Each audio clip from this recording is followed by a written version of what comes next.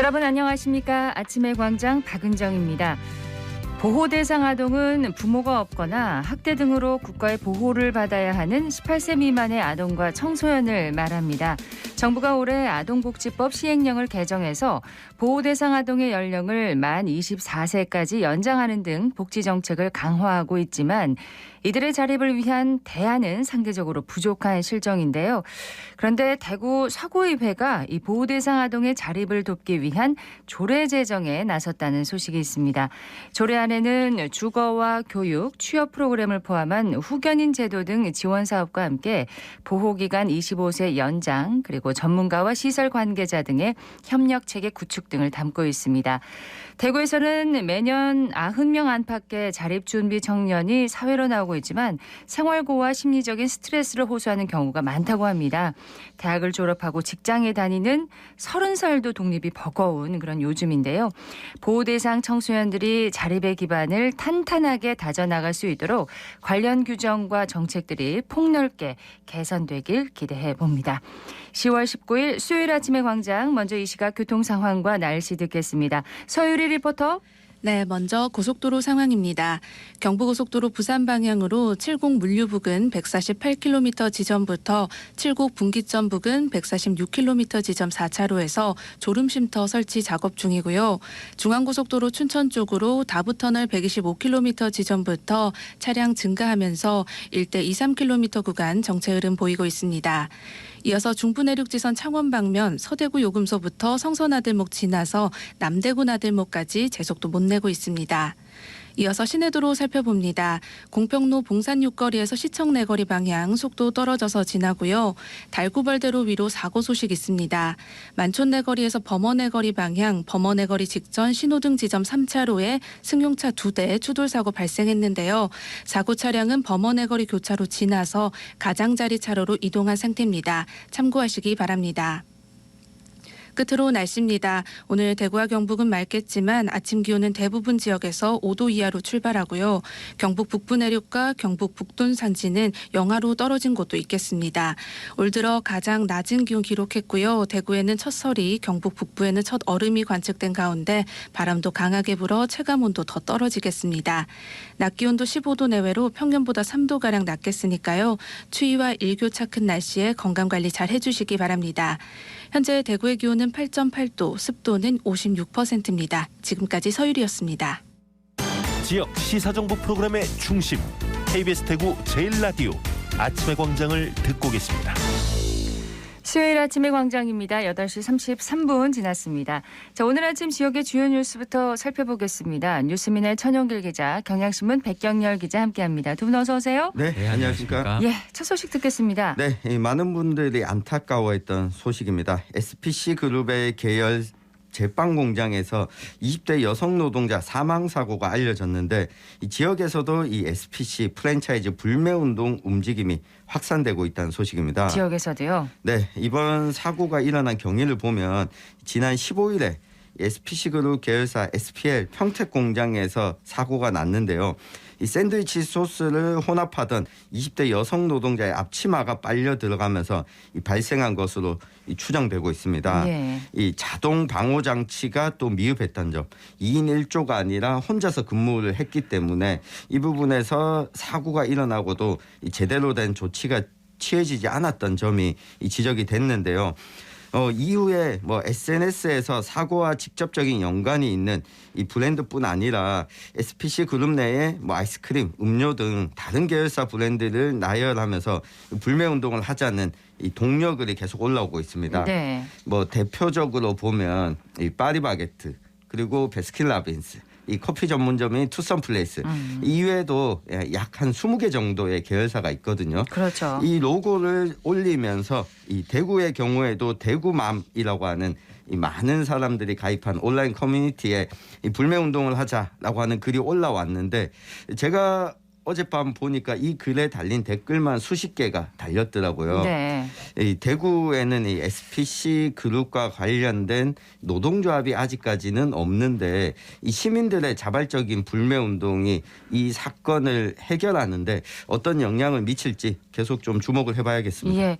그럼 사고가 난 이후에 어떤 사고 대처 어떤 그런 태도가 네. 시민들에게 이제 화가 나게 한 거죠. 그렇습니다. 예. 뭐 사고가 난 이후에도 그 다음 날이죠. 옆에서 또 다른 작업을 진행을 했다라고 하는 점.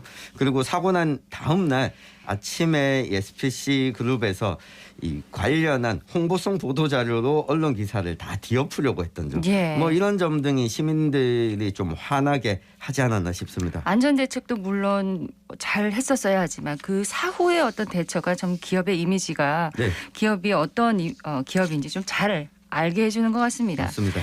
소식을 하나 더 듣겠습니다. 네, 얼마 전 포스코 포항제철소에서 발생한 성폭력 사건과 관련해서 경찰이 20대와 50대 남성 각 1명을 송치를 했습니다. 포항 남부경찰서는 포항제철소 직원, 여성 직원 A씨의 집에 들어가 성폭력을 저지른 혐의로 직장 선임인 20대 남성 B씨를 구속했다고 어제 밝혔습니다. 또 회식 자리에서 A씨의 그 신체 부위를 만지는 등 그 혐의로 그 50대 상사 C씨도 기소 의견으로 검찰에 넘겼는데요. 네. B씨는 지난 5월 말 술에 취한 채 A씨의 집에 무단으로 침입해서 성폭력을 저지른 혐의를 받고 있습니다. 또 C씨는 회식 자리에서 A씨를 수차례 성추행한 혐의를 받습니다. 이들은 경찰 조사에서 혐의를 부인해 왔는데요. 경찰은 CCTV 영상과 진술 등 수사 결과를 바탕으로 혐의가 있다고 판단해서 이들 2명을 송치를 했습니다. 네. 경찰은 또 강제추행 혐의로 고소장이 접수된 나머지 남성 상사 2명은 증거 불충분 등의 이유로 불송치 결정을 내렸습니다. 앞서 A씨는 지난 6월 상사 3명을 성추행 혐의로 또 이 B씨는 그 유사강간 혐의로 각각 경찰에 고소를 했는데 경찰 조사에서 A씨는 남성 3명, 상사 3명이 지난 3년 동안 지속적으로 좀 회식 장소와 사무실 안에서 성희롱과 성추행을 일삼았다고 밝혔고요. 예. 또 B씨는 지난 5월 자신의 집에 들어와 폭행과 성폭행을 저질렀다고 주장을 한 바 있습니다. 포스코와 관련해서 좋지 않은 소식이 계속 들려옵니다. 그렇습니다. 이때 이후로 또 뭐 흰남노 관련해서 또 피해도 있었고요. 그렇죠. 올해 좀 포스코와 관련해서 좀 안 좋은 소식이 많이 들려온 해였습니다. 그러네요. 소식을 하나 더 듣겠습니다. 네, 경상북도 의회에서 이 박정희 전 대통령 숙모관 건립을 나서자 이런 이야기가 나왔습니다. 어제 열렸던 경상북도 의회 제2차 본회의 5분 자유 발언에서 이 구미 지역 도의원인 김용현 도의원이 이 박정희 전 대통령 이 숙모관을 짓기 위해서 경상북도가 나서자 이런 주장을 하고 나섰습니다. 예. 이 구미시가 최근 뭐 박정희 전 대통령 숙모 사업을 하고 있지만 이 재정적으로 사업 추진에 어려움을 겪고 있다라고 덧붙였는데요. 이 박정희 전 대통령의 추도식과 또 이렇게 탄신제 매년 진행이 되고 있지 않습니까? 그렇죠. 여기가 박 전 대통령 생가에서 치러지고 있는데 방문객들이 함께 참여할 수 있는 공간이 좁다라고 하는 이유를 들었습니다. 이 박정희 전 대통령 숙모관 건립이 국가적 사업으로 추진될 수 있도록 이 관심을 이끌어내야 된다라고도 주장을 했는데 사실 구미의 경우에는 박정희 전 대통령 역사자료관 그리고 또 새마을 테마파크 뭐 등등 여러 가지 이 그동안 예산을 많이 써왔던 사업들이 있었거든요. 네. 그러니까 뭐 추모를 하고 기념을 하는 것과 또 이 기념을 위해서 예산을 또 배분하는 것 이 사이에서 지금 10월이 되다 보니까 또 추모제가 있는 10월이 되다 보니까 이런 논의가 또 나오는 것 같은데 이 시민들의 의견 수렴 네. 또 필요하지 않을까 싶습니다. 지역 소식은 여기까지 듣고요. 자, 이슈 토크로 넘어가겠습니다. 오늘은 어떤 얘기 해볼까요? 네, 대구광역시와 광주광역시 2038년 하계 아시안 게임 공동 유치를 선언했는데 난간에 부딪혔습니다. 이 시민단체가 공론화의 부족을 이유로 반대에 나선 데다 최근에 대구시의회, 광주시의회 모두 유치 동의안 처리를 보류했는데 왜 그런지 앞으로 네. 어떻게 될지 한번 짚어보겠습니다. 하계 아시안 게임 2038년 대회 유치를 목표로 하고 있는 거죠? 그렇습니다. 이게 사실 유치 선언은 좀 오래전에 나왔습니다. 그렇습니다. 권영진 전 대구시장이 있을 때인 지난해 5월 26일 정도로 기억하는데요. 이 대구광역시와 광주광역시가 달고벌과 빛골에서 딴 글자 좀 많이 이제 아시겠지만 달빛 동맹 차원에서 이 아시안 게임 공동 유치를 선언을 했고 같은 해 11월 유치준비위원회를 출범하는 등 이런 유치에 필요한 절차를 진행 중입니다. 근데 이제 대구시와 광주시는 아시안 게임 공동 유치로 지역 화합은 물론 세계 평화에도 기여하고 두 도시의 경제 발전 좀 새로운 전환점을 맞을 수 있을 것으로 좀 기대를 하고 있는데 취지는 참 좋았어요. 그렇습니다. 이 두 도시는 그동안 국제 스포츠 대회를 성공적으로 치른 경험을 토대로 이 저비용 고효율의 아시안 게임을 성공적으로 개최할 수 있을 거라고 밝혀왔습니다. 대구는 2003년에 이제 하계 유니버시아드 대회 그리고 2011년에 세계 육상 선수권 대회를 유치를 했고요. 광주는 2015년에 역시 또 하계 유니버시아드 대회, 2019년에는 세계 수영 선수권 대회를 각각 성공적으로 개최한 바가 있습니다. 두 도시 다 이제 큰 대회를 개최한 그런 경험이 있는 그런 도시인데 그런데 시민단체를 중심으로 반대 목소리가 지금 높다고요? 네, 이 대구 경제정의 실천 시민연합 또 광주 경제정의 실천 시민연합, 대구 참여연대, 이 광주의 참여자치 21 등이 이 공동 성명을 내고 유치 자체를 반대하고 나섰습니다. 이들은 아시안 게임이 이 과거와 달리 흥행성이 약한 스포츠 이벤트로 전락했다면서 이 대구, 광주 모두 아시안 게임 유치를 통해 도시의 이름을 알리고 위상을 제고해야 하는 시절은 이미 지났다. 지났다. 이렇게 주장을 했습니다. 이 또 막대한 세금이 들어가는데 시민 여론 수렴과 충분한 심의를 거치지 않고 진행하는 게 민주주의 정신에도 맞지 않다면서 이 공론화 과정을 통해서 사업의 효과, 우려에 대한 검토가 먼저 선행돼야 된다. 네. 강조를 하고 나섰습니다. 그러니까 막대한 혈세가 들어가는 데 비해서 사업 효과는 좀 의문이다 이런 얘기인데 대구시와 광주시가 이 부분에 대해서 검토하지 않았을까요? 그렇지는 않고요. 일단은 좀 예상되는 부분은 초기에 있었습니다. 2038년 유치 좀 추진 중인 이 하계 아시안 게임이 45개국에서 한 15,000여 명 정도가 참가하는 그런 대회가 될 거라고 이제 목표를 했고요. 네. 총 사업비가 이제 1조 800억 원 정도인데 여기에 이제 대구와 광주가 부담하는 게 국비 30%를 좀 포함을 하면은 각각 이제 여기서 나누겠죠. 5,300억에서 한 5,500억 정도가 됩니다. 공동 유치로 사업비 부담을 좀 크게 덜 수는 있지만 그래도 이제 지자체 입장에서는 좀 부담이 될 수밖에 없는 금액인데요. 그렇죠. 대구시는 대구 스타디움 등 기존 시설을 최대한 좀 활용을 하고 최소한의 시설 신축을 통해서 이 저비용 고효율 대회를 열 계획이 있는데 이 경우 생산 유발이 1조 4천억 원, 고용 유발이 18,000여 명 등의 좀 경제적 효과를 거둘 것으로 네. 예상을 했습니다.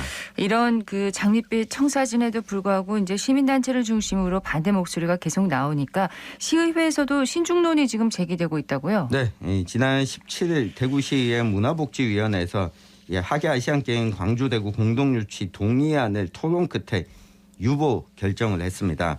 이 반대 의견이 우세했던 것으로 알려졌는데 광주시에도 같은 내용의 공동유치 동의안이 상임위인 교육문화위원회는 통과했지만 본회의 통과는 어제 불발이 됐습니다. 그렇군요. 이 대구에서 유보를 결정한 것이 또 영향을 미친 것으로 보이는데요. 이 시민단체 반발과 의회 내부 신중론 여기에다가 대구시의회가 보류시킨 것 예. 모두 영향을 미친 것으로 좀 풀이가 되고 있습니다. 앞으로 그러면 어떻게 되는 건가요? 일단은 두 도시가 당초에는 이달 말까지 대회 명칭, 기관과 장소, 대회 시설 현황, 총 사업비와 재원 조달 계획에 대해 이제 부속 서류로 또 이제 부속 서류 또 그 지방의회 의결서, 이행각서 이런 서류들을 좀 그 대한체육회에 제출할 예정이었거든요. 네. 근데 이게 개최 예정지 두 곳 모두 지금 의회 동의를 좀 구하는데 일단 실패하면서 아시안 게임 공동 유치전이 상당한 차질과 함께 새로운 국면을 맞게 됐다는 평가가 나옵니다. 새로운 국면을 맞았다는 거는 대회 유치 무산 가능성도 말하는 건가요? 네, 의미하는 건가요? 배제할 수 없습니다. 애초에 아시안 게임 공동 유치가 이 달빛 동맹이 의욕적이었던 이용섭 전 광주시장, 이 권영진 전 대구시장이 추진했었습니다. 도시장 단체장이 다 바뀌었죠 지금. 그렇습니다. 네. 이 모두 바뀌었고요. 이 홍준표 대구시장이야 이 본인의 의지가 있다면 적극적으로 밀어붙였을 텐데 이 별다른 메시지가 없는 거죠.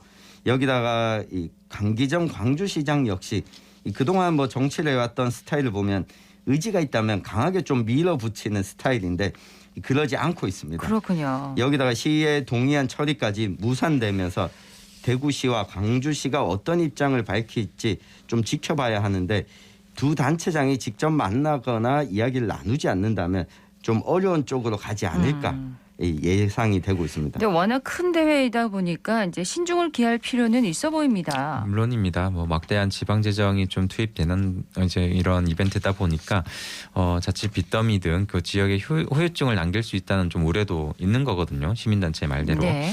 그 2010년 첫 대회 이후 4년 만에 그 2천억 원에 육박하는 누적 적자를 남긴 전라남도 같은 경우에도 포뮬러 1, F1 국제 자동차 경주 대회와 또 1조 원대 빚을 남긴 인천 아시안 게임 2014년에 있었는데요.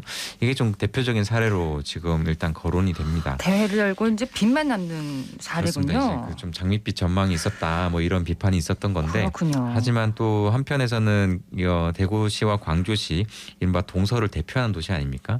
달빛 내륙 척도를 성공적으로 완공하기 위한 가장 효과적인 수단이 될 수 있다. 이 아시안 게임 공동 유치가 네. 뭐 그런 의견도 있거든요. 실제 부산이 2014년 이런 아시안 게임 유치를 계기로 도시철도 건설을 했고 또 인천 같은 경우에도 2014년 아시안 게임을 준비하면서 인근 지역과의 연계 도로망 신설 및 확충에 이 조 단위의 국가 예산 지원을 좀 받은 바가 있기 때문입니다. 네, 한 단계 발전할 수 있는 어떤 계기가 될 수 있는 대회가 그렇습니다. 될 수도 있다는 말인데 공론화 절차를 만약에 밟는다면 주어진 시간은 얼마나 되는 건가요? 네, 이게 의지에 따라서 실질적으로 추진하기 위해서 공론화 절차를 밟느냐 아니면 의지 없이 그냥 공론화를 밟느냐에 따라서 이 주어진 시간은 또 이 여러 가지 경우의 수가 있습니다. 의지가 있고 없고에 따라서 달라진단 말인가요? 네, 이게 국제경기대 지원법을 보면 네. 국제스포츠기구의 장에게 유치 신청서를 제출하기 전에 문화체육관광부 장관에게 이 대회 개최 계획서를 제출하고 유치 승인을 받아야 됩니다. 이때 지방의회의 의결을 거쳐야 한다라고 나와 있는데 네. 이 그전에 서류를 대한체육회에 먼저 제출해야 됩니다.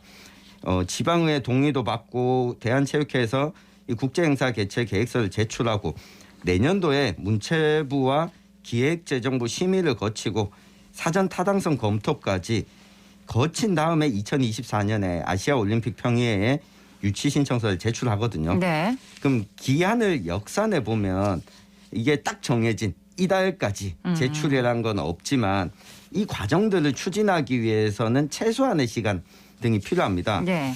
통상적으로 2034년 개최지가 2020년에 결정된 걸 보면 이 조사 일정 등을 고려하면 올해 안에 만약에 늦어도 진짜 의지가 있다면 공론화 절차를 거쳐서 추진하겠다라고 한다면 내년 상반기 안에는 제출해야 나머지 절차가 진행이 가능할 것으로 보입니다. 이 충청남도 역시 4개 시군이 공동으로 추진하다가 결국 유치 신청서도 못 내보고 무산된 적이 2020년에 있었거든요. 네.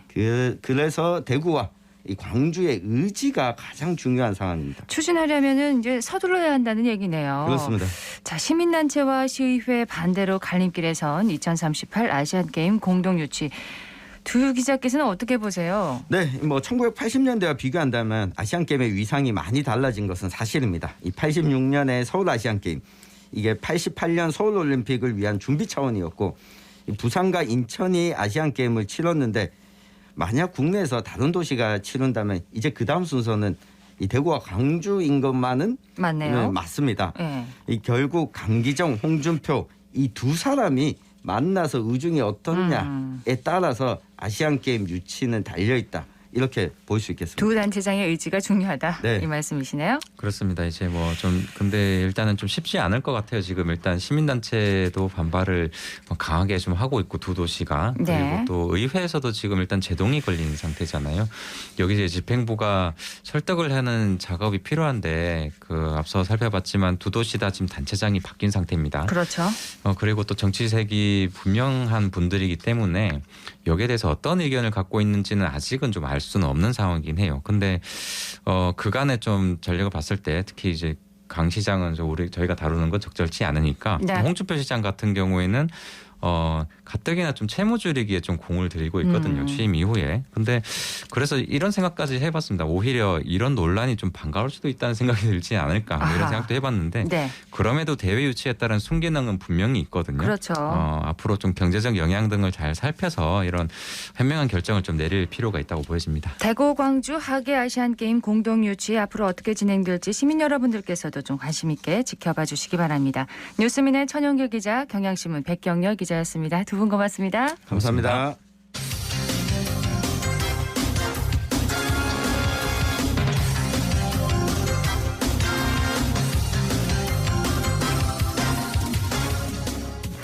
수요일 아침의 광장 함께하고 계십니다. 지금 시각 8시 50분 지났네요.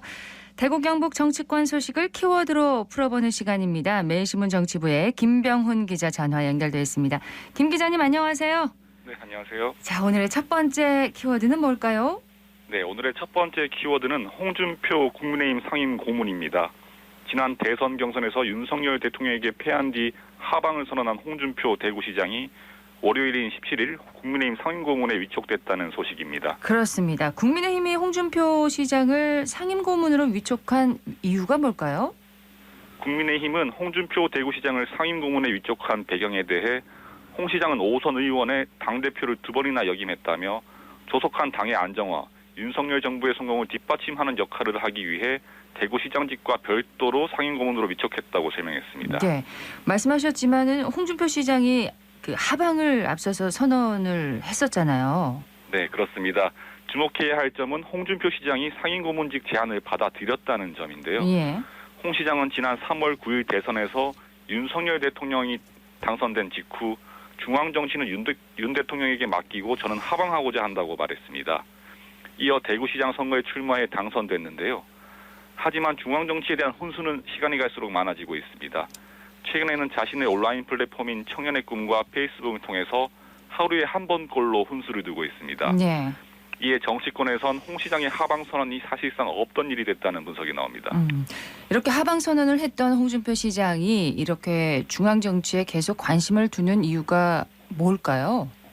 5년 후인 2027년 대선을 또 한 번 노리기 때문으로 보입니다. 그러기 위해서는 대중에게 자신의 존재감이 희미해져선 곤란한데요. 네.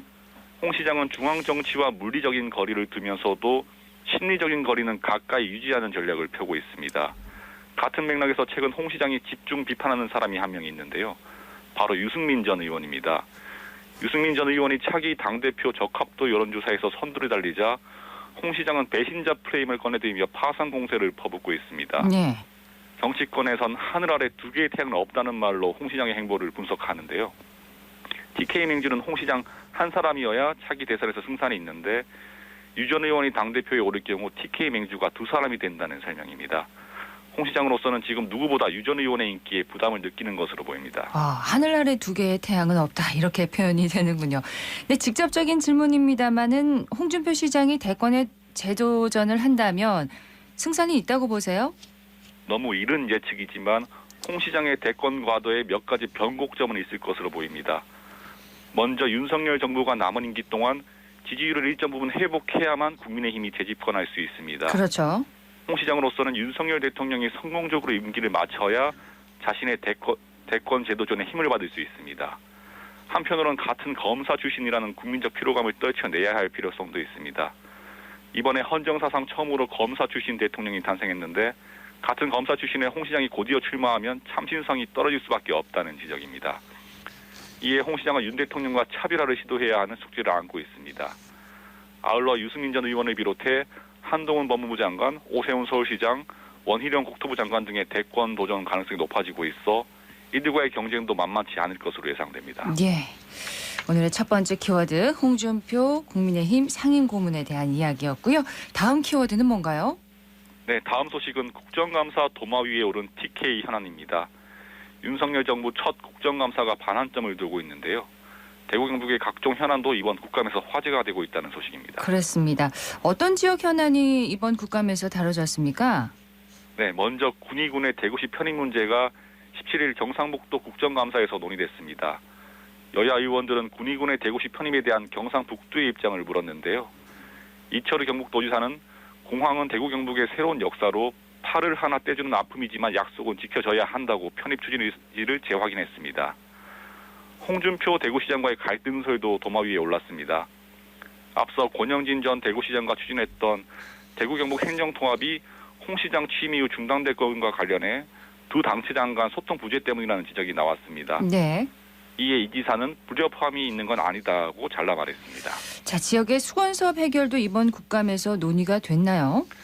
네, 대표적인 것이 서울 수서역과 포항역을 오가는 KTX 노선 신설입니다. 현재 포항역에선 서울 강남권인 수서역으로 가는 SRT 열차가 들어오지 않고 있는데요.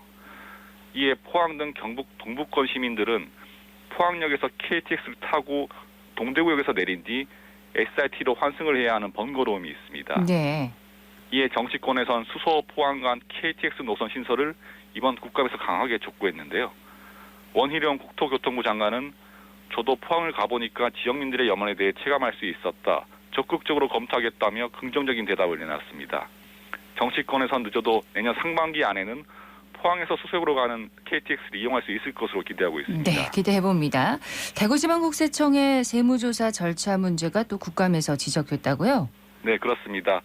대구지방국세청이 개인 사업자를 대상으로 실시한 정기 세무조사에서 10건 중 1건꼴로 사전 통지를 하지 않은 것으로 드러났습니다. 전국 7개 지방국세청 중 생략 비율이 압도적으로 높아 TK 납세자 기본권이 침해된 것 아니냐는 지적이 나왔습니다. 이에 대해 정철우 대구지방국세청장은 납세자 권익을 조금 더 보장할 것이라며 사실상 사과의 뜻을 표했습니다. 네, 오늘의 두 번째 키워드 국정감사에 나왔던 TK 현안까지 알아봤습니다. 오늘 소식 고맙습니다. 네, 감사합니다. 매시문 정치부의 김병훈 기자였습니다. 오늘 대구 경북 지역 대체로 맑겠습니다. 아침 기온 영하 2도에서 영상 7도 분포로 어제보다 1도가량 낮게 출발했고요. 낮 기온도 16도에서 19도 분포로 평년보다 3도가량 낮겠습니다. 이번 때이른 추위는 내일 낮부터 서서히 풀리겠는데요. 낮과 밤의 기온차가 큰 만큼 건강관리에 계속 유의하셔야겠습니다. 아침의 광장 오늘 순서 여기까지입니다. 박은정이었습니다. 여러분 고맙습니다.